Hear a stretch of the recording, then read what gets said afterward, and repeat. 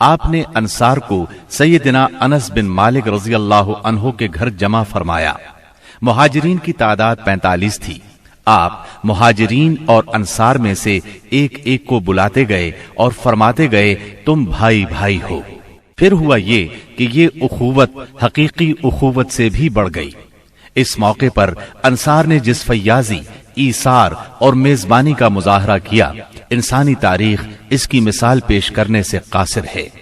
انصار نے مہاجر بھائیوں کی حیثیت مہمانوں کی نہ رہنے دی، بلکہ انہیں اپنی جائیداد اور کاروبار میں برابر کا حصے دار بنا لیا۔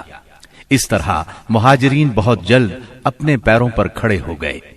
مہاجرین سے یہ انصار کی محبت ہی کا نتیجہ تھا کہ انہوں نے نبی صلی اللہ علیہ وسلم پر اپنے کھجوروں کے باغات پیش کیے کہ آپ ان باغات کو ان کے اور مہاجرین کے درمیان تقسیم کر دیں۔ آپ نے انکار فرمایا تو انصار نے مہاجرین سے کہا آپ لوگ کام کر دیا کریں، ہم پھلوں میں آپ لوگوں کو شریک کر لیں گے۔ آپ صلی اللہ علیہ وسلم نے اس تجویز کو پسند فرمایا۔ سیدنا سعد بن ربیع رضی اللہ عنہ بڑے مالدار انصاری تھے۔ انہوں نے اپنے مہاجر بھائی سیدنا عبد الرحمن بن عوف رضی اللہ عنہ سے کہا میرا مال آدھا آدھا تقسیم کر لو، میری 2 بیویاں ہیں، دیکھو جو تمہیں پسند ہو مجھے بتلا دو، میں اسے طلاق دے دیتا ہوں، عدت گزر جائے تو اس سے شادی کر لینا۔ یہ سن کر سیدنا عبد الرحمن بن عوف رضی اللہ عنہ نے فرمایا اللہ آپ کے اہل اور مال میں برکت دے، مجھے آپ بازار کا راستہ بتا دیں۔ انہوں نے بنو قینقاع کے بازار کا پتہ بتلا دیا۔ یہ بازار چلے گئے، محنت مزدوری کی، واپسی پر ان کے پاس کچھ فاضل پنیر اور گھی تھا۔ پھر تھوڑے ہی دن گزرے تھے کہ انہوں نے مال بھی کمایا اور ایک انصاری عورت سے شادی بھی کی۔ مدینے میں مسلمانوں کے علاوہ 2 اور جماعتیں بھی تھیں۔ یہ دونوں جماعتیں ہر لحاظ سے مسلمانوں سے مختلف تھیں۔ ان کا عقیدہ، دین، مصلحتیں، ضروریات، جذبات اور احساسات بالکل مسلمانوں کے خلاف تھے، اور یہ دونوں جماعتیں تھیں مشرکین اور یہود کی۔ چنانچہ نبی اکرم صلی اللہ علیہ وسلم نے ایک عہد و پیمان مسلمانوں کے مابین کرایا اور ایک دوسرا عہد و پیمان مسلمانوں اور مشرکین نیز مسلمانوں اور یہود کے درمیان کرایا، اور اس بارے میں ایک تحریر بھی لکھی گئی جس کے خاص خاص نکات یہ ہیں۔ نمبر 1، قریش اور یثرب کے مومنین و مسلمین اور ان کے ماتحت ہو کر ان کے ساتھ ملنے والے اور جہاد کرنے والے بقیہ لوگوں سے الگ ایک امت ہیں۔ نمبر 2، ان کی دیت کی ادائیگی اور قیدی کی رہائی اہل ایمان کے درمیان سابق دستور کے مطابق ہوگی، اور یہ فدیے اور دیت میں اہل ایمان کی مدد کریں گے۔ نمبر 3، یہ لوگ مفسد، ظالم اور باغی کے خلاف ایک ہاتھ ہو کر اٹھیں گے، چاہے وہ ان کی اپنی اولاد ہی کیوں نہ ہو۔ نمبر 4، کوئی مومن کسی مومن کو کافر کے بدلے قتل نہیں کرے گا اور نہ کسی مومن کے خلاف کسی کافر کی مدد کرے گا۔ نمبر 5، اللہ کا ذمہ ایک ہے، لہذا ایک معمولی آدمی کا دیا ہوا ذمہ بھی سارے مسلمانوں پر لاگو ہوگا۔ نمبر 6، جو یہود مسلمانوں کے پیروکار ہو جائیں ان کی مدد کی جائے گی اور وہ دوسرے مسلمانوں کی طرح ہوں گے۔ نمبر 7، مسلمانوں کی صلح ایک ہوگی۔ نمبر 8، جو کسی مومن کو قصدن قتل کر دے اس سے قصاص لیا جائے گا، سوائے اس صورت کے کہ مقتول کے ولی راضی ہو جائیں، اور اہل ایمان پر ضروری ہے کہ سب قاتل کے خلاف اٹھ کھڑے ہوں۔ نمبر 9، کسی مومن کے لیے حلال نہیں کہ کسی ہنگامہ برپا کرنے والے یا بدعتی کی مدد کرے یا اسے ٹھکانہ مہیا کرے۔ نمبر 10، ان کے درمیان کسی بات میں اختلاف ہو تو اسے اللہ اور اس کے رسول کی طرف لوٹایا جائے گا۔ اس عہد و پیمان کے علاوہ نبی اکرم صلی اللہ علیہ وسلم نے مختلف اوقات اور موقعوں پر مسلمانوں سے اسلامی اخوت کا حق بھی بیان فرمایا۔ انہیں آپس میں تعاون، مدد، اتحاد و یگانگت، غم گساری اور خبر گیری کی ترغیب دی، یہاں تک کہ یہ اخوت تاریخ کی انتہائی بلندیوں تک پہنچ گئی۔ باقی رہے مشرکین تو ان کا معاملہ اور تھا۔ ان کی اکثریت اپنے سرداروں اور بڑوں سمیت مسلمان ہو چکی تھی، اور ان میں اتنی سخت نہیں تھی کہ مسلمانوں کے مقابلے میں کھڑے ہو سکیں، لہٰذا ان سے نبی اکرم صلی اللہ علیہ وسلم نے یہ عہد لیا کہ کوئی مشرک قریش کی جان و مال کو پناہ نہیں دے گا اور نہ کسی مومن کے آگے اس کی حفاظت کے لیے رکاوٹ بنے گا۔ اس عہد کے بعد ان کی طرف سے کوئی اندیشہ نہ رہا۔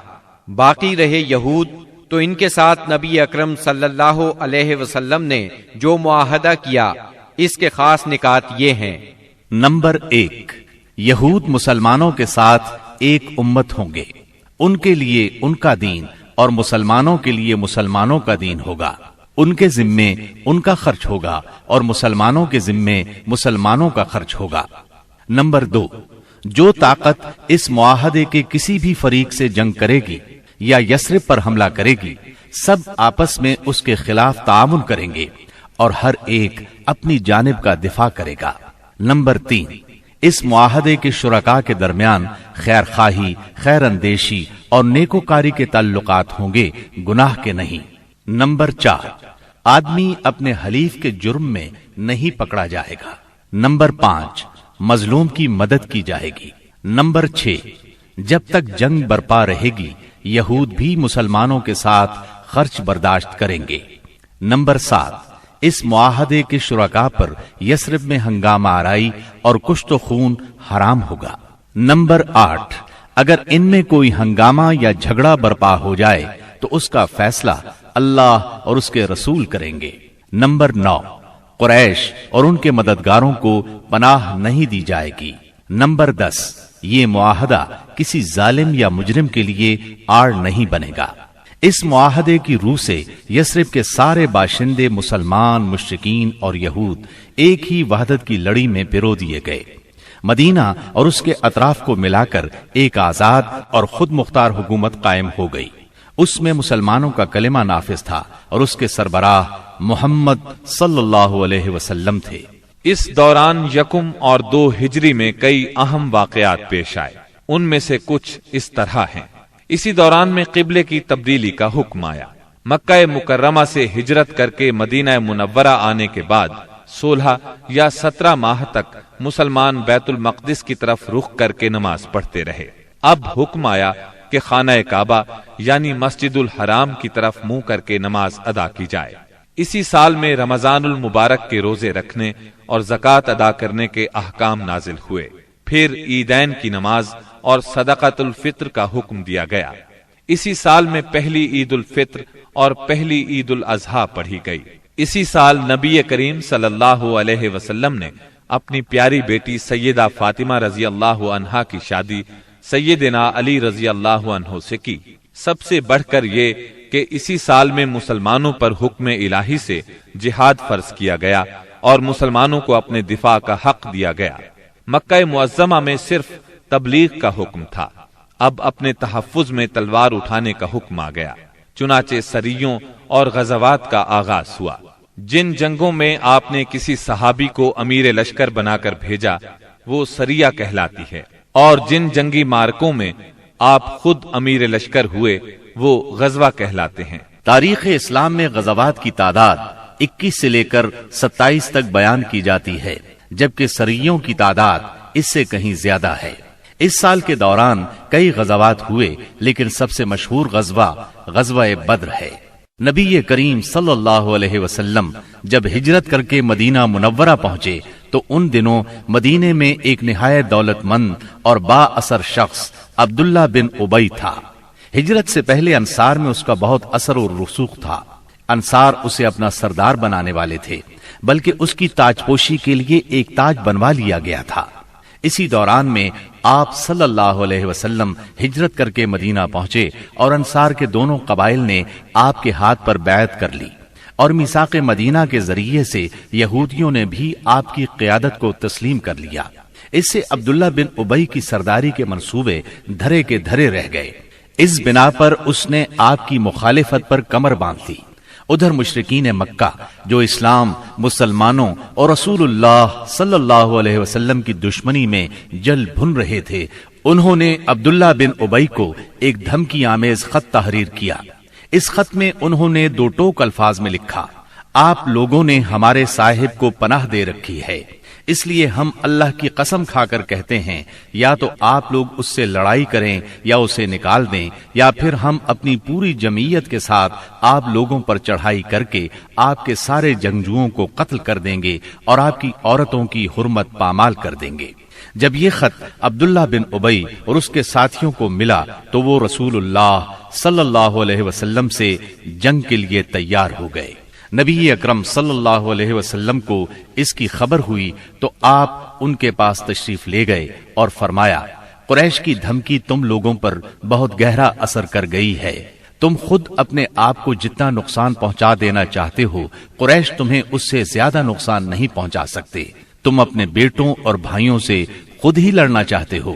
نبی اکرم صلی اللہ علیہ وسلم کی یہ بات سن کر لوگ بکھر گئے۔ اس وقت تو عبداللہ بن ابی جنگ کے ارادے سے باز آ گیا، کیونکہ اس کے ساتھی ڈھیلے پڑ گئے تھے یا بات ان کی سمجھ میں آ گئی تھی، لیکن حقیقت میں قریش کے ساتھ اس کے تعلقات خفیہ طور پر قائم رہے، کیونکہ مسلمانوں اور مشرکین کے درمیان شر اور فساد کا کوئی موقع وہ ہاتھ سے جانے نہیں دینا چاہتا تھا۔ پھر اس نے اپنے ساتھ یہود کو بھی ملا رکھا تھا تاکہ اس معاملے میں ان سے بھی مدد حاصل کرے، لیکن وہ تو نبی صلی اللہ علیہ وسلم کی حکمت تھی جو رہ رہ کر شر و فساد کی آگ کو بجھا دیتی تھی۔ مسلمانوں کی ہجرت اور مدینے میں ان کی کامیابی سے کفار مکہ بہت تل ملا رہے تھے اور مدینے پر چڑھائی کے بہانے ڈھونڈ رہے تھے۔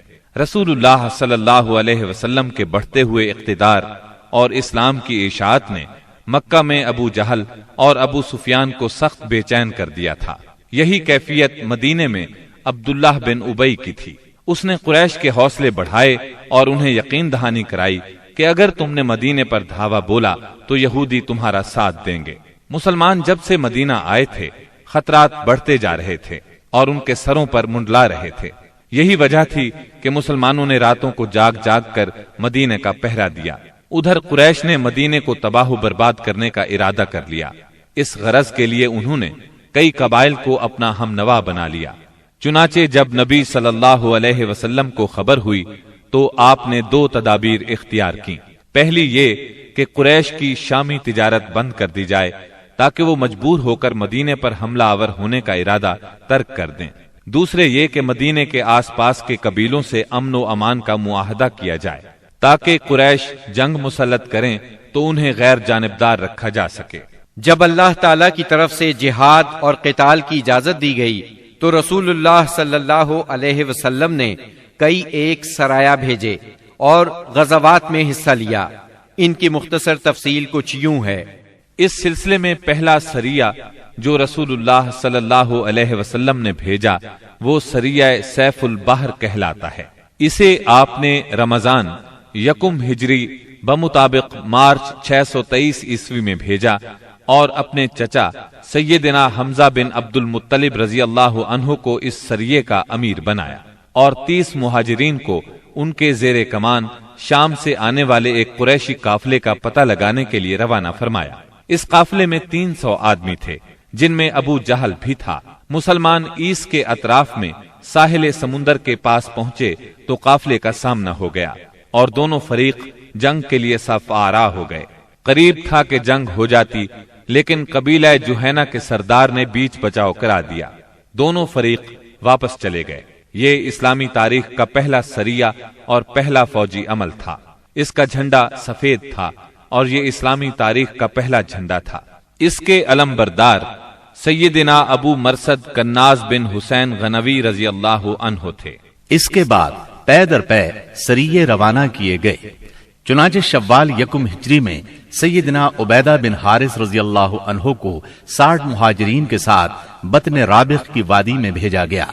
وہاں ابو سفیان سے سامنا ہوا جو 200 آدمیوں کے ساتھ تھا۔ دونوں طرف سے تیر چلے لیکن جنگ نہ ہوئی۔ پھر ذی قعد یکم ہجری میں سیدنا سعد بن ابی وقاص رضی اللہ عنہ کو 20 مہاجرین کے ساتھ خرار کی طرف بھیجا گیا جو کہ جوفا کے قریب ایک مقام ہے، لیکن ان کا کسی سے سامنا نہ ہوا۔ اس کے بعد سفر 2 ہجری میں 70 مہاجرین کے ساتھ رسول اللہ صلی اللہ علیہ وسلم خود نکلے اور ابوا یا ودان تشریف لے گئے۔ مہم کا مقصد قریش کے ایک قافلے کی راہ روکنا تھا لیکن کسی سے سامنا نہ ہوا۔ یہ پہلی مہم تھی جس میں رسول اللہ صلی اللہ علیہ وسلم بذات خود نکلے۔ اس کے بعد ربیع الاول 2 ہجری میں رسول اللہ صلی اللہ علیہ وسلم 200 صحابہ کے ساتھ روانہ ہوئے۔ مقصود قریش کا قافلہ تھا، جس میں امیہ بن خلف سمیت قریش کے 100 آدمی اور 2500 اونٹ تھے۔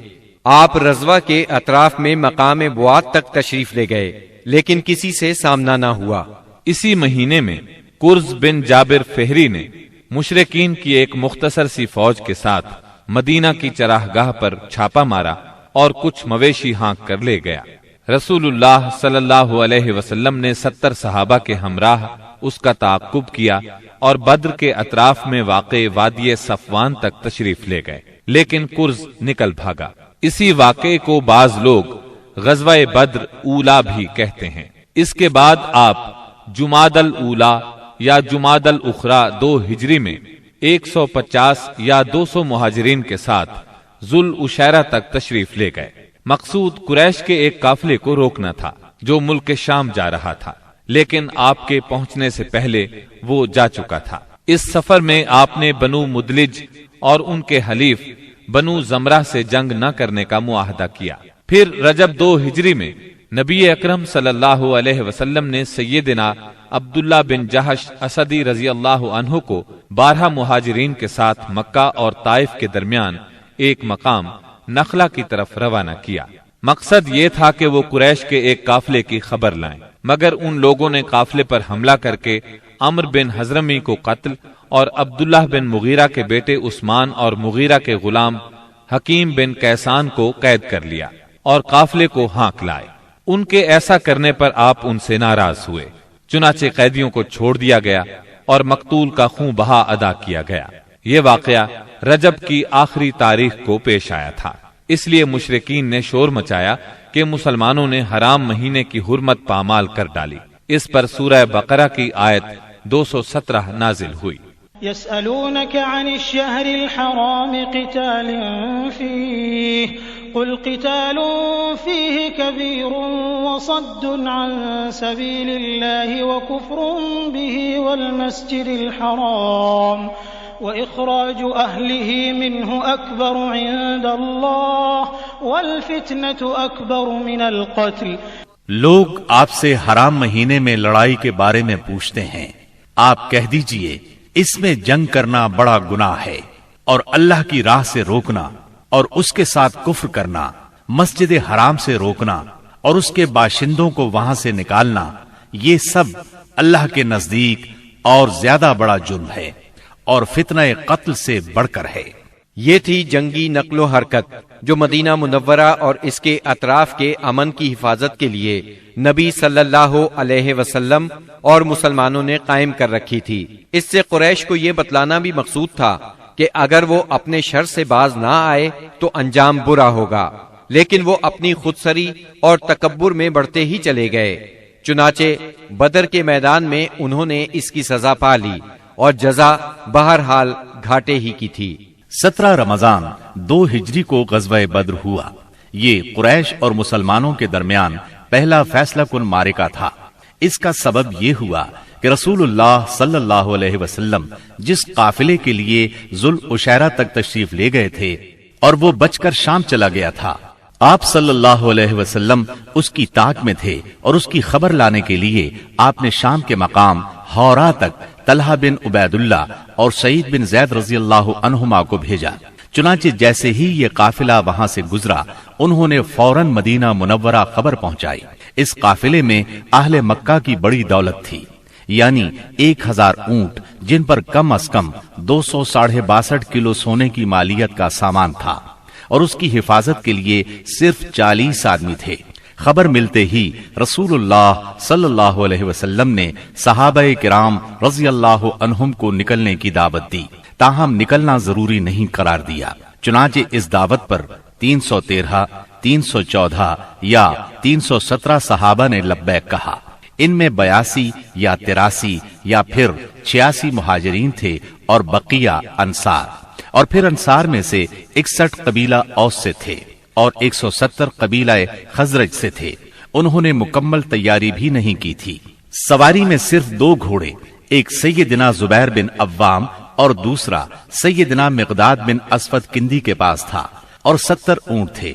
8 या 12 रमजानुल मुबारक 2 हिजरी को ये मुख्तसर फौज लेकर रसूलुल्लाह सल्लल्लाहु अलैहि वसल्लम मदीना मुनव्वरा से निकले तो बद्र मंजिल मकसूद थी। ये मदीना मुनव्वरा के जुनूब मगरिब में 155 किलोमीटर के फासले पर वाक़े है।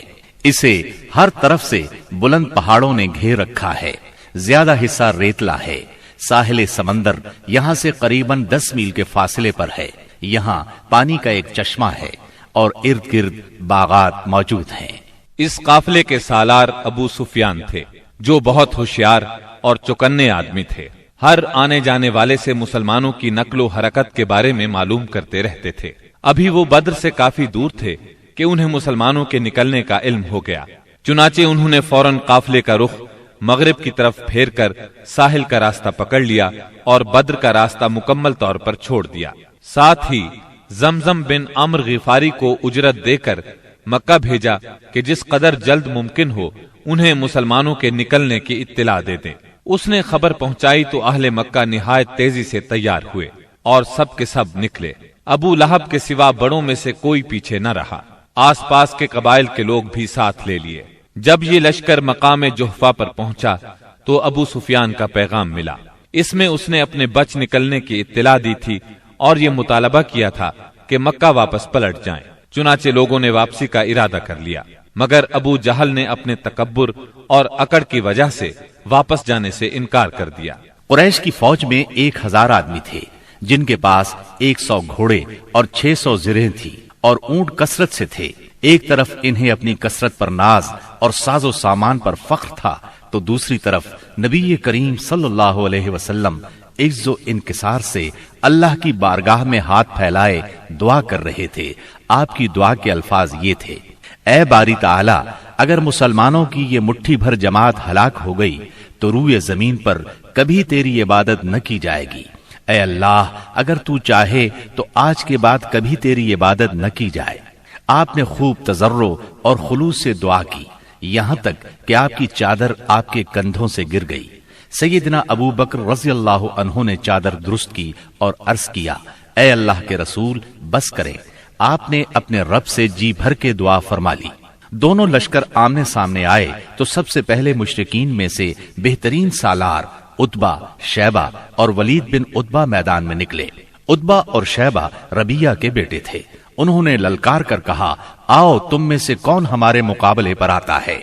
मुकाबले के लिए अंसार के 3 जवान निकले, एक औफ, दूसरे मुअव्विज।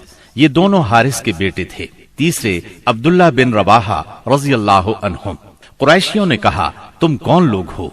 उन्होंने कहा: हम अंसार की एक जमात हैं। कुरैशियों ने कहा: आप लोग शरीफ मद्दे मुकाबिल हैं, लेकिन हमें आपसे सरोकार नहीं। हम तो अपने चचेरे भाइयों को चाहते हैं। फिर उनके मुनादी ने आवाज लगाई: मुहम्मद, हमारे पास हमारी कौम के हमसरों को भेजो। रसूलुल्लाह सल्लल्लाहु अलैहि वसल्लम ने फरमाया: उबैदा बिन हारिस उठो, हमजा उठो, अली उठो। जब ये लोग उठे और कुरैशियों के करीब पहुंचे तो उन्होंने पूछा: आप कौन लोग हैं? उन्होंने अपना तारुफ कराया। कुरैशियों ने कहा: आप लोग शरीफ मद्दे मुकाबिल हैं। इसके बाद मारका आराई हुई। सैयदना उबैदा बिन हारिस ने उतबा बिन रबिया से मुकाबला किया। सैयदना हमजा ने शैबा से और सैयदना अली ने वलीद से। सैयदना हमजा और सैयदना अली ने अपने अपने मद्दे मुकाबिल को झट मार लिया, लेकिन उबैदा बिन हारिस और उनके मद्दे मुकाबिल के दरमियान एक एक वार का तबादला हुआ और दोनों में से हर एक ने दूसरे को गहरा जख्म लगाया। इतने में सैयदना अली और सैयदना हमजा अपने अपने शिकार से फारिग होकर आ गए। आते ही उतबा पर टूट पड़े, उसका काम तमाम किया और सैयदना उबैदा को उठा लाए। उनका पांव कट गया था और आवाज बंद हो गई थी, जो मुसलसल बंद ही रही, यहाँ तक कि जंग के 4थे या 5वें दिन जब मुसलमान मदीने से वापस होते हुए वादिये सफरा से गुजर रहे थे, उनका इंतकाल हो गया। मुबारजत का नतीजा मुशरिकीन के लिए बुरा साबित हुआ। चुनाचे वो गुस्से से बेकाबू होकर मुसलमानों की सफों में तुंदी के साथ टूट पड़े।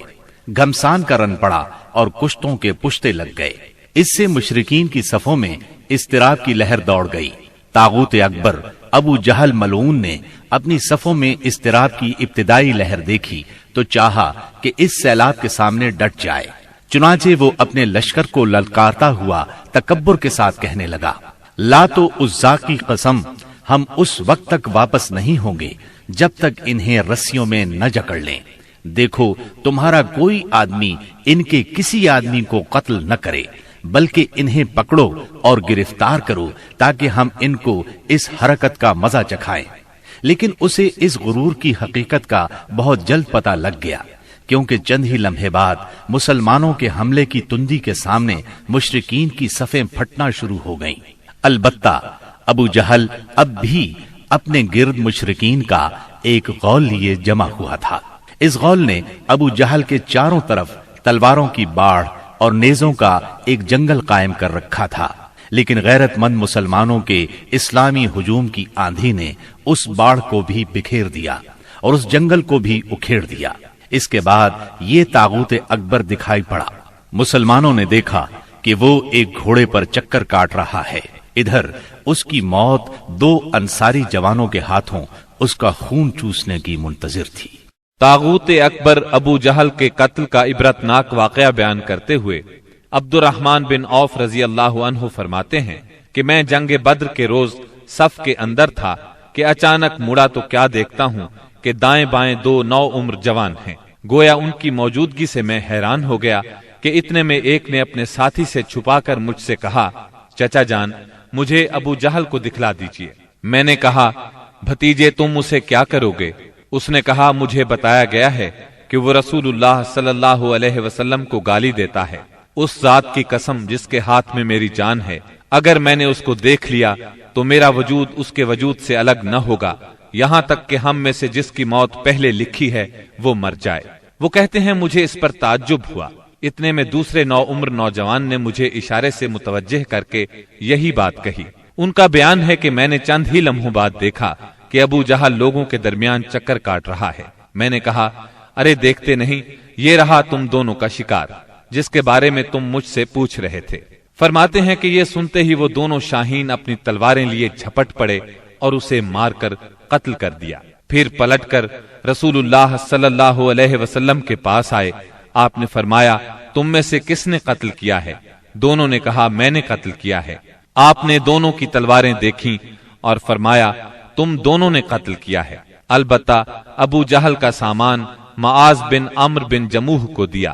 دونوں حملہ آوروں کا نام معاذ بن عمرو بن جموح اور معاذ بن افرا ہے۔ سیرت نگار ابن اسحاق کا بیان ہے کہ معاذ بن عمرو بن جموح نے کہا کہ میں نے مشرکین کو سنا وہ ابو جہل کے بارے میں کہہ رہے تھے، ابو الحکم تک کسی کی رسائی نہ ہو۔ معاذ بن عمرو کہتے ہیں کہ جب میں نے یہ بات سنی تو اسے اپنے نشانے پر لے لیا اور اس کی سمت جمع رہا۔ جب گنجائش ملی تو میں نے حملہ کر دیا اور ایسی ضرب لگائی کہ اس کا پاؤں نصف پنڈلی سے اڑ گیا۔ واللہ جس وقت یہ پاؤں اڑا ہے تو میں اس کی تشبیہ صرف اس گٹھلی سے دے سکتا ہوں جو موصل کی مار پڑنے پر جھٹک کر اڑ جائے۔ کہتے ہیں کہ ادھر میں نے ابو جہل کو مارا اور ادھر اس کے بیٹے اکرما نے میرے کندھے پر تلوار چلائی، جس سے میرا ہاتھ کٹ کر میرے بازو کے چمڑے سے لٹک گیا اور لڑائی میں مخل ہونے لگا۔ میں اسے اپنے ساتھ گھسیٹتے ہوئے سارا دن لڑا، لیکن جب وہ مجھے اذیت پہنچانے لگا تو میں نے اس پر اپنا پاؤں رکھا اور اسے زور سے کھینچ کر الگ کر دیا۔ اس کے بعد ابو جہل کے پاس معوذ بن افرا پہنچے، وہ زخمی تھا۔ انہوں نے اسے ایسی ضرب لگائی کہ وہ وہیں ڈھیر ہو گیا، صرف سانس آتی جاتی رہی۔ اس کے بعد معوذ بن افرا خود بھی لڑتے ہوئے شہید ہو گئے۔ جب معرکہ ختم ہو گیا تو رسول اللہ صلی اللہ علیہ وسلم نے فرمایا، کون ہے جو دیکھے کہ ابو جہل کا انجام کیا ہوا؟ اس پر صحابہ کرام اس کی تلاش میں بکھر گئے۔ عبداللہ بن مسعود رضی اللہ عنہ نے اسے اس حالت میں پایا کہ ابھی سانس آ جا رہی تھی۔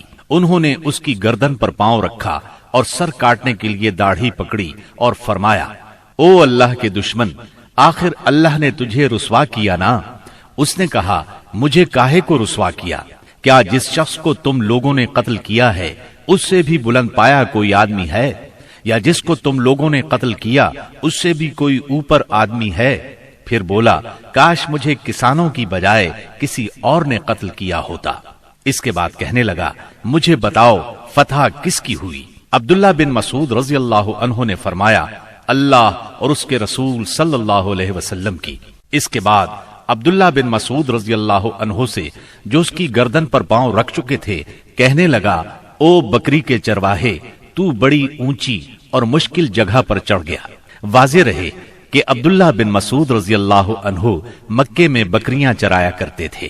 اس گفتگو کے بعد عبداللہ بن مسعود رضی اللہ عنہ نے اس کا سر کاٹ لیا اور رسول اللہ صلی اللہ علیہ وسلم کی خدمت میں لا کر حاضر کرتے ہوئے عرض کیا یا رسول اللہ صلی اللہ علیہ وسلم، یہ رہا اللہ کے دشمن ابو جہل کا سر۔ آپ نے 3 بار فرمایا واقعی اس اللہ کی قسم جس کے سوا کوئی معبود نہیں۔ اس کے بعد فرمایا اللہ اکبر، الحمد للہ الذی صدق وعدہ ونصر عبدہ وہزم الاحزاب وحدہ۔ اللہ اکبر، تمام حمد اللہ کے لیے ہے جس نے اپنا وعدہ سچ کر دکھایا، اپنے بندے کی مدد فرمائی اور تنہا سارے گروہوں کو شکست دی۔ پھر فرمایا چلو مجھے اس کی لاش دکھاؤ۔ جب آپ صلی اللہ علیہ وسلم کو لاش دکھائی گئی تو آپ نے فرمایا یہ اس امت کا فرعون ہے۔ معاذ بن عمرو اور معوذ بن افرا کے ایمان افروز کارناموں کا ذکر ہو چکا ہے۔ حقیقت یہ ہے کہ اس معرکے میں قدم قدم پر ایمان کے ایسے تابناک نقوش پیش آئے جن میں عقیدت کی قوت اور اصول کی پختگی نمایاں اور جلوگر تھی۔ اس معرکے میں باپ اور بیٹے میں، بھائی اور بھائی میں صف آرائی ہوئی، اصولوں کے اختلاف پر تلواریں بے نیام ہوئیں اور مظلوم و مقہور نے ظالم و قاہر سے ٹکرا کر اپنے غصے کی آگ بجھائی۔ ابن عباس رضی اللہ عنہ سے روایت ہے کہ نبی صلی اللہ علیہ وسلم نے صحابہ کرام سے فرمایا مجھے معلوم ہے کہ بنو ہاشم وغیرہ کے کچھ لوگ زبردستی میدان جنگ میں لائے گئے ہیں، انہیں ہماری جنگ سے کوئی سروکار نہیں ہے، لہٰذا بنو ہاشم کا کوئی آدمی کسی کی زد میں آ جائے تو وہ قتل نہ کرے، اور ابو البختری بن ہشام کسی کی زد میں آ جائے تو وہ اسے قتل نہ کرے، اور عباس بن عبد المطلب کسی کی زد میں آ جائے تو وہ بھی انہیں قتل نہ کرے کیونکہ وہ بالجبر لائے گئے ہیں۔ اس پر عتبہ کے صاحبزادے ابو حذیفہ رضی اللہ عنہ نے کہا کیا ہم اپنے باپ بیٹوں، بھائیوں اور کنبے قبیلے کے لوگوں کو قتل کریں گے اور عباس کو چھوڑ دیں گے؟ اللہ کی قسم اگر اس سے میری مٹ بھیڑ ہو گئی تو میں اسے تلوار کی لگام پہنا دوں گا۔ یہ خبر رسول اللہ صلی اللہ علیہ وسلم کو پہنچی تو آپ نے عمر بن خطاب رضی اللہ عنہ سے فرمایا کیا رسول اللہ صلی اللہ علیہ وسلم کے چچا کے چہرے پر تلوار ماری جائے گی؟ عمر رضی اللہ عنہ نے کہا یا رسول اللہ مجھے چھوڑیے، میں تلوار سے اس شخص کی گردن اڑا دوں، کیونکہ اللہ کی قسم یہ شخص منافق ہو گیا ہے۔ بعد میں ابو حذیفہ رضی اللہ عنہ کہا کرتے تھے اس دن میں نے جو بات کہہ دی تھی اس کی وجہ سے مجھے برابر خوف لگا رہتا ہے، صرف یہی صورت ہے کہ میری شہادت اس کا کفارہ بن جائے، اور بالآخر وہ یمامہ کی جنگ میں شہید ہو ہی گئے۔ ابو البختری کو قتل کرنے سے اس لیے منع کیا گیا تھا کہ مکے میں یہ شخص سب سے زیادہ رسول اللہ صلی اللہ علیہ وسلم کی ایذا رسانی سے اپنا ہاتھ روکے ہوئے تھا، آپ کو کسی قسم کی تکلیف نہ پہنچاتا تھا اور نہ اس کی طرف سے کوئی ناگوار بات سننے میں آتی تھی، اور یہ ان لوگوں میں سے تھا جنہوں نے بنی ہاشم اور بنی مطلب کے بائیکاٹ کا صحیفہ چاک کیا تھا۔ لیکن ان سب کے باوجود ابو البختری کو قتل کر دیا گیا۔ ہوا یہ کہ مجزر بن زیاد سے اس کی مد بھیڑ ہو گئی، اس کے ساتھ اس کا ایک اور ساتھی بھی تھا، دونوں ساتھ ساتھ لڑ رہے تھے۔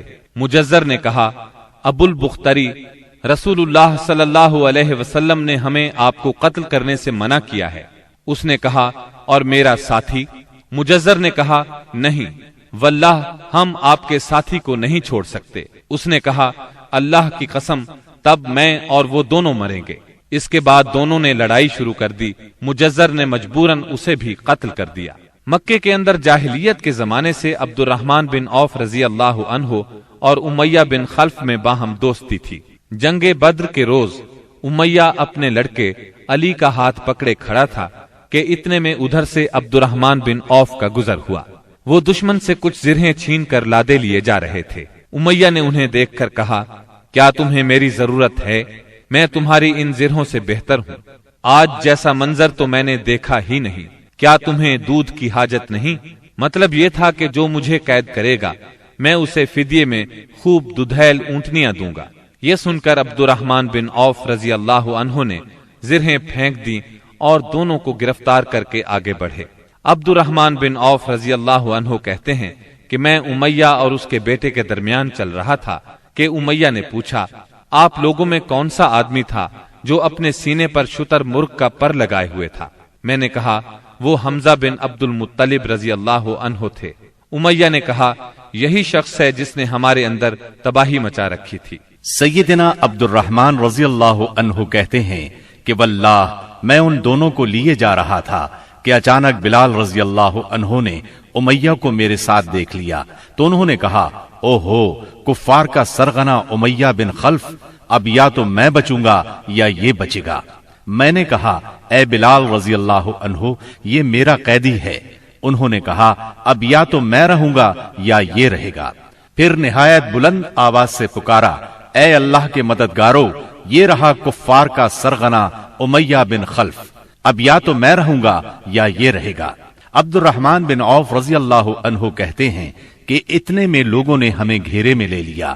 میں ان کا بچاؤ کر رہا تھا مگر ایک آدمی نے تلوار سے اس کے بیٹے کے پاؤں پر ضرب لگائی اور وہ وہیں گر گیا۔ ادھر امیہ نے اتنے زور سے چیخ ماری کہ میں نے ویسی چیخ کبھی سنی ہی نہ تھی۔ میں نے کہا، نکل بھاگو، مگر آج بھاگنے کی گنجائش نہیں۔ اللہ کی قسم میں تمہارے کچھ کام نہیں آ سکتا۔ عبد الرحمن رضی اللہ عنہ فرماتے ہیں کہ لوگوں نے اپنی تلواروں سے ان دونوں کو کاٹ کر ان کا کام تمام کر دیا۔ اس کے بعد عبد الرحمن بن عوف رضی اللہ عنہ کہا کرتے تھے، اللہ بلال رضی اللہ عنہ پر رحم کرے، میری زرہیں بھی گئیں اور میرے قیدی کے بارے میں مجھے تڑپا بھی دیا۔ سیدنا عمر بن خطاب رضی اللہ عنہ نے اپنے ماموں عاص بن ہشام بن مغیرہ کو قتل کیا۔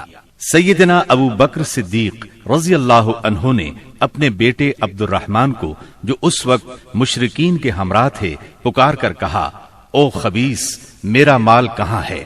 عبد الرحمن نے جواب میں ایک شعر کہا جس کا ترجمہ یوں ہے، ہتھیار، تیز رو گھوڑے اور اس تلوار کے سوا کچھ باقی نہیں جو بڑھاپے کی گمراہی کا خاتمہ کرتی ہے۔ جس وقت مسلمانوں نے مشرکین کی گرفتاری شروع کی، رسول اللہ صلی اللہ علیہ وسلم چھپر میں تشریف فرما تھے اور سعد بن معاذ رضی اللہ عنہ تلوار حمائل کیے دروازے پر پہرا دے رہے تھے۔ رسول اللہ صلی اللہ علیہ وسلم نے دیکھا کہ سعد رضی اللہ عنہ کے چہرے پر لوگوں کی اس حرکت کا ناگوار اثر پڑ رہا ہے۔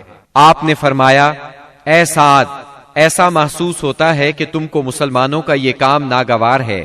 انہوں نے کہا، جی ہاں، اللہ کی قسم، اے اللہ کے رسول، یہ اہل شرک کے ساتھ پہلا معرکہ ہے جس کا موقع اللہ نے ہمیں فراہم کیا ہے، اس لیے اہل شرک کو باقی چھوڑنے کی بجائے مجھے یہ بات زیادہ پسند ہے کہ انہیں خوب قتل کیا جائے اور اچھی طرح کچل دیا جائے۔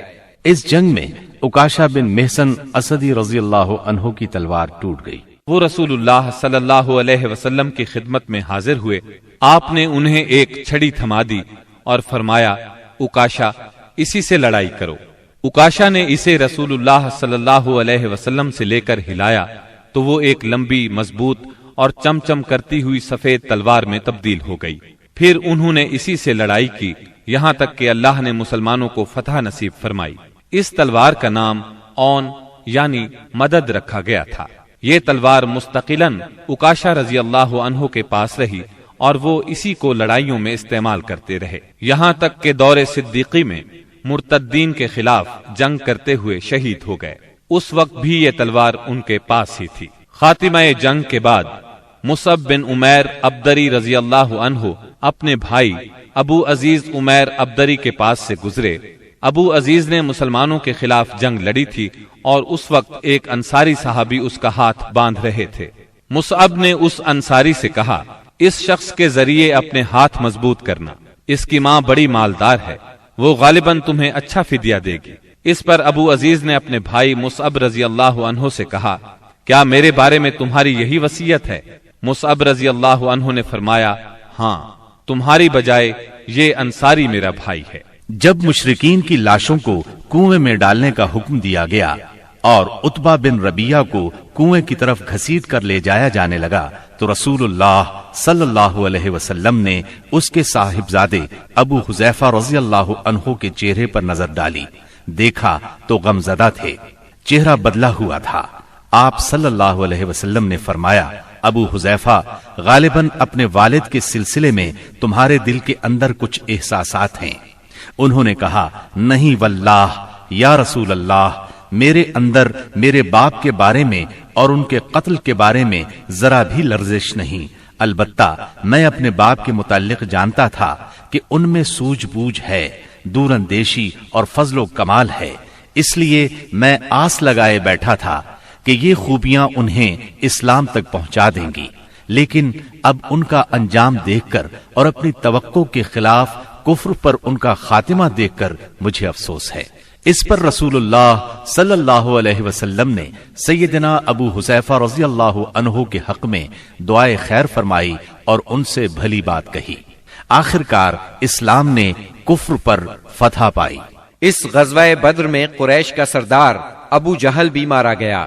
یہ وہی ابو جہل تھا جس نے نبی کریم صلی اللہ علیہ وسلم اور مسلمانوں پر ظلم و ستم کے پہاڑ توڑے تھے۔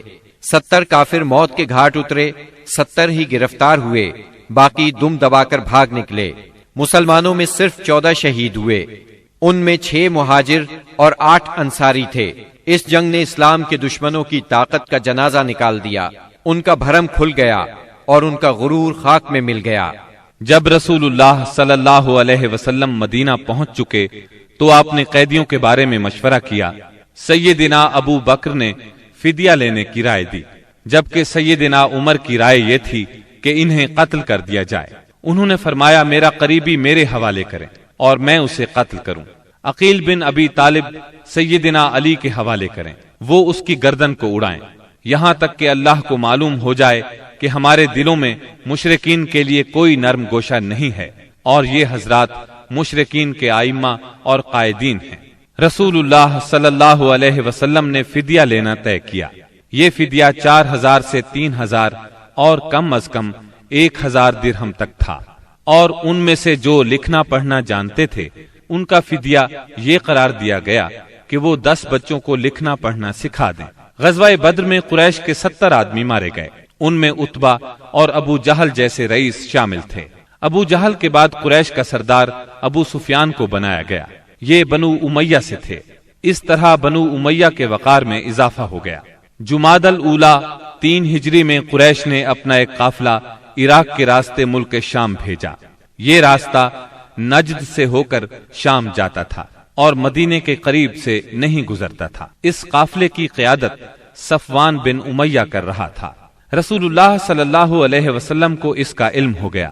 آپ نے سیدنا زید بن حارثہ رضی اللہ عنہ کی کمان میں 200 سواروں کا ایک دستہ بھیج دیا۔ قریش کا قافلہ نجد میں قردہ نامی ایک چشمے پر پڑاؤ ڈال رہا تھا کہ سیدنا زید رضی اللہ عنہ نے اس پر حملہ کر دیا۔ نتیجہ یہ ہوا کہ پورا قافلہ ان کے قبضے میں آ گیا، البتہ اس میں جتنے آدمی تھے سب نکل بھاگے۔ صرف قافلے کا رہنما فرات بن حیان گرفتار ہو سکا، اس نے اسلام قبول کر لیا۔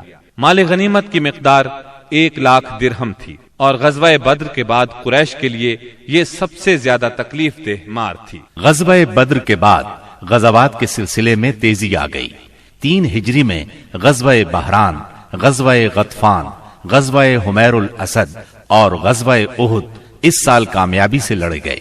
البتہ غزوہ احد واحد غزوہ ہے جس میں مسلمانوں کو بہت تکلیف دہ صورتحال کا سامنا کرنا پڑا۔ اپنی ایک غلطی کی وجہ سے وقتی طور پر شکست کا منہ دیکھنا پڑا۔ بدر میں ذلت آمیز شکست اور قریش کے بڑے بڑے سرداروں کے قتل کے بعد مکہ معظمہ کے ہر گھر میں کوہرام مچ گیا۔ اب قریش کے سردار ابو سفیان تھے، ان کی یہ ذمہ داری تھی کہ وہ غزوہ بدر کے مقتولین کا انتقام لیں۔ चुनाचे मुशरिकीन ने बद्र से वापसी पर मन्नत मानी कि वो जब तक मुसलमानों से बद्र का इंतकाम नहीं लेंगे गुस्ले जनाबत नहीं करेंगे। एक रोज अबू जहल का बेटा इकरमा मकतूलीन के रिश्तेदारों को साथ लेकर अबू सुफियान के पास गया और कहा, मोहम्मद ने हमारी कौम को फना कर दिया है। अब हमने तहैया कर लिया है कि मुसलमानों का नाम सफ़े हस्ती से हरफे गलत की तरह मिटाकर दम लेंगे। इस तरह कुरैश के शोला फिशां शायरों ने इंतकाम की आग को खूब हवा दी। इस तरह सारा अरब गोया आतिश फिशां बन गया। उधर मुसलमान भी ये बात अच्छी तरह जानते थे कि कुरैश मक्का अपने 70 सरदारों का इंतकाम जरूर लेंगे। चुनाचे मुसलमान कुफारे मक्का की सरगर्मियों से बाखबर रहने की पूरी कोशिश कर रहे थे। शव्वाल 3 हिजरी में रसूलुल्लाह सल्लल्लाहु अलैहि वसल्लम को इत्तला मिली कि कुरैश का लश्कर मदीना मुनव्वरा की तरफ बढ़ रहा है और उसकी तादाद 3000 है। इस पर आपने सहाबाए किराम रजी अल्लाह अन्हुम से मशवरा किया। अक्सर मुहाजिरीन और तजर्बाकार सहाबा ने मशवरा दिया कि खवातीन को एक मोहल्ले में जमा कर दिया जाए और शहर के अंदर रहकर मुकाबला किया जाए। अब्दुल्ला बिन उबई मुनाफिक ने भी यही राय दी, लेकिन नौजवान सहाबा के एक गिरोह ने इस बात पर इसरार किया कि शहर से निकलकर दुश्मन का मुकाबला किया जाए। दरअसल ये नौजवान सहाबा कम उम्र होने की वजह से गज़वाए बद्र में शिरकत नहीं कर सके थे, इसलिए उन पर जोश तारी था। नबी अकरम सल्लल्लाहु अलैहि वसल्लम घर तशरीफ लाए और जिराह पहनकर बाहर तशरीफ ले गए। अब लोगों को निदामत महसूस हुई कि क्यों शहर से बाहर जाकर लड़ने का मशवरा दिया। चुनाचे उन्होंने कहा, अगर आप पसंद फरमाएं तो शहर में रहकर दुश्मन से मुकाबला किया जाए। जवाब में आपने फरमाया, रसूल को ज़ेबा नहीं कि हथियार पहनकर बगैर किताल के उतार दे। चुनाचे आप 1000 का लश्कर लेकर मदीना मुनव्वरा से निकले। इसके बाद नबी सल्लल्लाहु अलैहि वसल्लम ने लश्कर को 3 हिस्सों में तकसीम किया। मुहाजिरीन का दस्ता, इसका परचम सैयदना मुसअब बिन उमैर रज़ियल्लाहु अन्हु को अता किया। कबीला औस का दस्ता, इसका अलम उसैद बिन हुजैर रज़ियल्लाहु अन्हु को अता फरमाया। तीसरा कबीला खजरज का दस्ता, इसका अलम हुबाब बिन मुंजिर रज़ियल्लाहु अन्हु को अता फरमाया। पूरा लश्कर 1000 मर्दाने जंगी पर मुश्तमिल था, जिनमें 100 ज़िरापोश और 50 शाहसवार थे। सैयदना इब्ने उम्मे मक्तूम रज़ियल्लाहु अन्हु को इस काम पर मुकर्रर फरमाया कि वो मदीने के अंदर रह जाने वाले लोगों को नमाज पढ़ाएंगे। इसके बाद कूच का ऐलान फरमाया और लश्कर ने शिमाल का रुख किया। सैयदना साद बिन मुआज और साद बिन उबादा रज़ियल्लाहु अन्हुमा ज़िरा पहने नबी सल्लल्लाहु अलैहि वसल्लम के आगे आगे चल रहे थे। रात उहुद और मदीने के दरमियान बसर की। तुलुए फज्र से कुछ पहले आप फिर चल पड़े और मकाम शौत पहुंचकर नमाज फज्र अदा की। इसी जगह से अब्दुल्ला बिन उबई मुनाफिक अपने 300 साथियों के साथ अलग हो गया। उसने ये कहते हुए मदीना मुनव्वरा का रुख किया, आपने हमारी राय को कोई अहमियत नहीं दी, इसलिए हम वापस जाते हैं। इस बगावत और वापसी के बाद रसूलुल्लाह सल्लल्लाहु अलैहि वसल्लम ने बाकी मानदा लश्कर को लेकर, जिसकी तादाद 700 थी, दुश्मन की तरफ कदम बढ़ाया। दुश्मन का पड़ाव आपके और उहुद के दरमियान कई समत से हायल था, इसलिए आपने दरियाफ्त किया कि कोई आदमी है जो हमें दुश्मन के पास से गुजरे बगैर किसी करीबी रास्ते से ले चले। इसके जवाब में अबू खैसमा रजी अल्लाह अन्हो ने अर्ज किया, या रसूल अल्लाह, मैं इस खिदमत के लिए हाजिर हूँ। फिर उन्होंने एक मुख्तसर रास्ता इख्तियार किया। वहां पहुंचकर नबी करीम सल्लल्लाहु अलैहि वसल्लम ने आगे बढ़कर वादी के आखिरी सिरे पर वाक़े उहुद पहाड़ की घाटी में नुज़ूल फरमाया और वहीं अपने लश्कर का कैंप लगवाया। सामने मदीना था और पीछे उहुद का पहाड़। इस तरह दुश्मन का लश्कर मुसलमानों और मदीने के दरमियान हद फासिल बन गया। यहाँ पहुंचकर रसूलुल्लाह सल्लल्लाहु अलैहि वसल्लम ने लश्कर की तरतीब व तंजीम कायम की और जंगी नुक्ता नजर से उसे कई सफों में तकसीम फरमाया। उनकी कमान सैयदना अब्दुल्लाह बिन जुबैर बिन नौमान रजी अल्लाह अन्हु के सपुर्द की और उन्हें वादी कनात के जुनूबी किनारे पर वाक़े एक छोटी सी पहाड़ी पर, जो इस्लामी लश्कर के कैंप से कोई 150 मीटर जुनूब मशरिक में वाक़े है और अब जबल रुमात के नाम से मशहूर है, तैनात फरमाया और उन्हें हिदायत देते हुए फरमाया, اگر تم لوگ دیکھو کہ ہمیں پرندے اچک رہے ہیں تو بھی اپنی جگہ نہ چھوڑنا یہاں تک کہ میں بلا بھیجوں، اور اگر تم دیکھو کہ ہم نے قوم کو شکست دی ہے اور انہیں کچل دیا ہے تو بھی اپنی جگہ نہ چھوڑنا یہاں تک کہ میں بلا بھیجوں۔ باقی لشکر کی ترتیب یہ تھی: دائیں جانب والے لشکر پر سیدنا منذر بن عمرو مقرر تھے، اور بائیں جانب والے لشکر پر زبیر بن عوام، اور ان کا معاون سیدنا مقداد بن اسود کو بنایا گیا۔ سیدنا زبیر کو یہ مہم بھی سونپی گئی کہ وہ خالد بن ولید کے شاہ سواروں کی راہ روکے رکھیں۔ اس ترتیب کے علاوہ صف کے اگلے حصے میں ایسے ممتاز اور منتخب بہادر مسلمان رکھے گئے جن کی جاں بازی اور دلیری کا شہرہ تھا اور جنہیں ہزاروں کے برابر مانا جاتا تھا۔ یہ منصوبہ بڑی باریکی اور حکمت پر مبنی تھا، جس سے نبی کریم صلی اللہ علیہ وسلم کی فوجی قیادت کی عبقریت کا پتہ چلتا ہے، اور ثابت ہوتا ہے کہ کوئی کمانڈر کیسا ہی بالیاقت کیوں نہ ہو، آپ سے زیادہ باریک اور باحکمت منصوبہ تیار نہیں کر سکتا۔ یہ تھی نبی کریم صلی اللہ علیہ وسلم کی لشکر کی ترتیب و تنظیم، جو 7 شوال 3 ہجری کی صبح عمل میں آئی۔ ادھر مشرکین نے بھی صف بندی ہی کے اصول پر اپنے لشکر کو منظم کیا تھا۔ ان کا سپہ سالار ابو سفیان تھا، جس نے قلب لشکر میں اپنا مرکز بنایا تھا۔ دائیں جانب خالد بن ولید سالار تھے، جو ابھی مشرک تھے، اور بائیں جانب کا سالار اکرمہ بن ابو جہل تھا۔ پیدل فوج کی کمان صفوان بن امیہ کے پاس تھی، اور تیر اندازوں پر عبداللہ بن ربیہ مقرر ہوئے۔ جھنڈا بنو عبد الدار کی ایک چھوٹی سی جماعت کے ہاتھ میں تھا۔ اس کے بعد دونوں فریق آمنے سامنے اور قریب آ گئے، اور لڑائی کا مرحلہ شروع ہو گیا۔ جنگ کے پہلے مرحلے کی ابتدا مشرکین کے علمبردار طلحہ بن ابی طلحہ سے ہوئی۔ اس نے مسلمانوں کو للکارا۔ اس کی للکار سن کر سیدنا زبیر رضی اللہ عنہ فوراً صف سے نکل کر آگے آئے، اس کے مقابل ہوئے، بڑھ کر ایک بھرپور وار کیا۔ طلحہ فوراً ہی جہنم رسید ہو گیا۔ طلحہ کے گرتے ہی جھنڈا اس کے بھائی عثمان نے اٹھا لیا اور مسلمانوں کو مقابلے کے لیے پکارا۔ اب سیدنا حمزہ رضی اللہ عنہ آگے بڑھے اور عثمان کے کندھے پر اس زور سے تلوار ماری کہ کمر تک اتر گئی۔ اس طرح قریش کے 12 علمبردار یکے بعد دیگرے قتل ہوئے۔ پھر عام لڑائی شروع ہوئی۔ گھمسان کی جنگ چھڑ گئی۔ اس میں مسلمانوں کا پلہ بھاری رہا۔ مشرکین شکست کھا کر بھاگ نکلے۔ انہیں جوش دلانے والی عورتیں بھی بھاگ کھڑی ہوئیں۔ مسلمانوں نے مشرکین کو گھیر لیا، انہیں مارنے لگے، ساتھ ساتھ مال غنیمت لوٹنے لگے۔ ایسے میں درے پر موجود 50 تیر اندازوں سے وہ غلطی ہو گئی جس نے لڑائی کا پانسا پلٹ دیا۔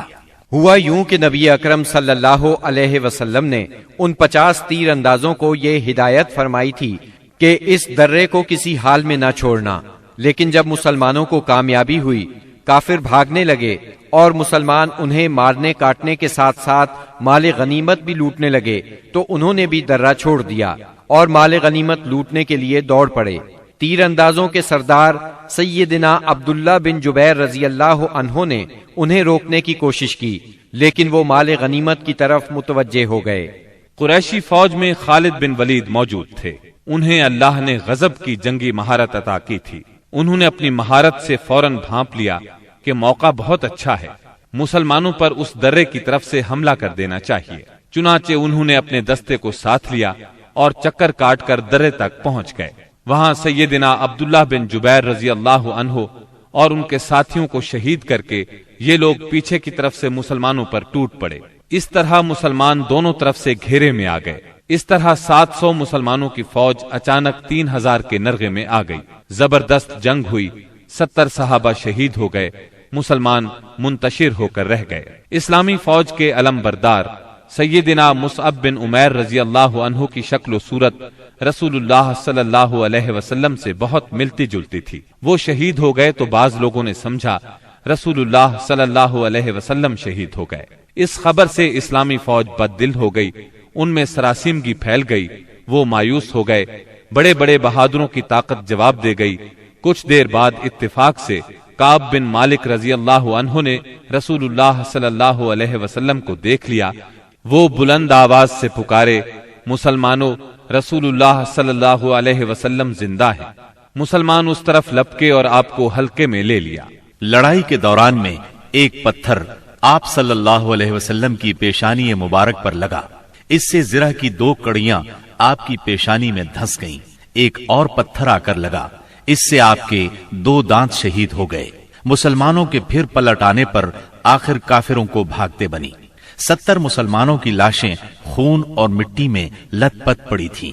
کفار نے انتقام کی آگ کو اس طرح ٹھنڈا کیا کہ ان میں سے اکثر کے ناک اور کان کاٹ لیے۔ آپ کے چچا سیدنا حمزہ رضی اللہ عنہ کی ناش کے بھی ناک کان کاٹ ڈالے گئے۔ سرور کائنات صلی اللہ علیہ وسلم نے چچا کی لاش دیکھی تو آپ دیدہ ہو گئے، تاہم صبر فرمایا۔ قریش مکہ کے لیے دعا فرمائی، اے اللہ میری قوم کو ہدایت فرما کیونکہ وہ مجھے نہیں جانتے۔ اس کے بعد آپ مسلمان زخمیوں اور شہیدوں کی خبر لینے کے لیے میدان میں تشریف لائے۔ بعض لوگ اس وقت تک بعض شہداء کو مدینے کی طرف لے چلے تھے۔ آپ نے انہیں حکم دیا کہ انہیں ان کی شہادت گاہوں میں واپس لایا جائے اور سارے شہداء کو غسل اور نماز جنازہ کے بغیر ان کے کپڑوں ہی میں دفن کیا جائے۔ آپ نے 2 اور 3 شہیدوں کو ایک ہی قبر میں دفن کیا، اور ایسا بھی ہوا کہ 2 شہیدوں کو ایک ہی کپڑے میں دفن کیا گیا۔ درمیان میں اسخر گھاس ڈال دی گئی۔ لحد میں اس شخص کو آگے کیا جسے قرآن زیادہ یاد تھا۔ آپ نے فرمایا، میں ان لوگوں کے بارے میں قیامت کے دن گواہی دوں گا۔ لوگوں نے سیدنا حنظلہ بن ابی عامر رضی اللہ عنہ کی لاش اس حالت میں پائی کہ وہ زمین سے اوپر اٹھی ہوئی تھی اور اس سے پانی ٹپک رہا تھا۔ رحمت دو عالم صلی اللہ علیہ وسلم نے فرمایا، فرشتے انہیں غسل دے رہے ہیں۔ ان کا واقعہ یہ ہے کہ ان کی نئی شادی ہوئی تھی، بیوی کے ساتھ ہی تھے کہ جنگ کی دعوت کانوں میں پڑی۔ وہ بیوی کو چھوڑ کر سیدھے میدان جنگ میں آ گئے، پھر حالت جنابت ہی میں لڑتے ہوئے شہید ہو گئے۔ چنانچہ فرشتوں نے انہیں غسل دیا، اس لیے انہیں غسیل الملائکہ کہا جاتا ہے۔ سیدنا حمزہ رضی اللہ عنہ کو اتنی چھوٹی چادر میں دفنا دیا گیا کہ اگر سر ڈھانکا جاتا تو پاؤں کھل جاتے تھے اور پاؤں ڈھانکے جاتے تو سر کھل جاتا تھا۔ چنانچہ پاؤں پر اذخر گھاس ڈال دی گئی۔ یہی صورتحال سیدنا مصعب بن عمیر رضی اللہ عنہ کے ساتھ پیش آئی۔ شہداء کے دفن اور ان کے لیے دعا کے بعد نبی اکرم صلی اللہ علیہ وسلم اور صحابہ کرام مدینے کی طرف چلے۔ راستے میں کچھ عورتیں ملی جن کے عزیز شہید ہوئے تھے۔ نبی صلی اللہ علیہ وسلم نے انہیں تسلی دی اور ان کے لیے دعا فرمائی۔ بنو دینار کی ایک خاتون آئی جن کے شوہر، بھائی اور باپ شہید ہو گئے تھے۔ جب انہیں ان کے عزیزوں کی شہادت کی خبر دی گئی تو بولی، رسول اللہ صلی اللہ علیہ وسلم کی کیا خبر ہے؟ انہیں بتایا گیا رسول اللہ صلی اللہ علیہ وسلم خیریت سے ہیں۔ وہ بولی، میں آپ کو دیکھنا چاہتی ہوں۔ لوگوں نے اشارے سے بتایا۔ جب ان کی نظر آپ پر پڑی تو بولی، کل مصیبت بعدک جلل، کہ آپ کے بعد ہر مصیبت ہیچ ہے۔ مدینے پہنچ کر مسلمانوں نے ہنگامی حالت میں رات گزاری۔ جسموں پر زخم ہی زخم تھے، تھکن سے بدن چور چور تھے اور غم و الم کی کیفیت طاری تھی۔ اس کے باوجود وہ مدینے کا پہرا دیتے رہے اور رسول اللہ صلی اللہ علیہ وسلم کی پہرے داری کرتے رہے۔ ادھر رسول اللہ صلی اللہ علیہ وسلم نے محسوس کیا کہ دشمن کی نقل و حرکت پر نظر رکھنا ضروری ہے تاکہ وہ مدینے کا رخ کریں تو ان سے کھلے میدان ہی میں 2 ہاتھ کر لیے جائیں۔ چنانچہ صبح ہوئی تو آپ نے اعلان فرمایا، دشمن سے مقابلے کے لیے چلنا ہے، اور صرف وہی آدمی جا سکتا ہے جو احد کی لڑائی میں شریک تھا۔ اس پر لوگوں نے کہا، ہم نے بات سنی اور مانی۔ چنانچہ سب لوگ مدینہ منورہ سے روانہ ہوئے۔ آپ نے 8 میل دور حمراء الاسد کے مقام پر پہنچ کر پڑاؤ ڈالا۔ ادھر مشرکین نے مدینہ منورہ سے 36 میل دور مقام روحا پر پڑاؤ ڈالا اور مدینے پر دوبارہ چڑھائی کرنے کا مشورہ شروع کر دیا۔ انہیں افسوس اس بات کا تھا کہ انہوں نے ایک بہترین موقع کھو دیا۔ ایسے میں معبد بن ابی معبد خزائی آپ کی خدمت میں حاضر ہوا۔ یہ آپ کے خیر خواہوں میں سے تھا۔ حمراء الاسد میں آپ کے سامنے پہنچ کر اس نے احد کے واقعے پر تعزیت کی۔ آپ نے اس سے فرمایا، تم جا کر ابو سفیان سے ملو اور اس کی حوصلہ شکنی کرو۔ معبد روحا پہنچا۔ उस वक्त तक मुशरिकीन मदीने की तरफ पलट पड़ने का फैसला कर चुके थे। माबद ने उन्हें बुरी तरह डराया, कहने लगा, मुहम्मद ऐसी जमीयत लेकर निकले हैं कि मैंने ऐसी मिसाल पहले नहीं देखी। वो सब लोग तुम्हारे खिलाफ गुस्से से भरे हुए हैं, भड़के हुए हैं। उन पर इस कदर जोश तारी है कि मैंने ऐसी मिसाल पहले कभी नहीं देखी। नीज मेरा ख्याल है कि तुम कूच करने से पहले पहले उस लश्कर का हरावल दस्ता इस टीले के पीछे से नमूदार होता हुआ देख लोगे। उसकी बातें सुनकर मक्की लश्कर के हौसले पस्त हो गए, अजाइम ढीले पड़ गए। चुनाचे अबू सुफियान ने एक काफिले के जरिए से ये पैगाम भेजा, लोग तुम्हारे खिलाफ हैं, उनसे डरो। ये पैगाम उन्होंने इसलिए भेजा कि मुसलमान उनकी तरफ ना आए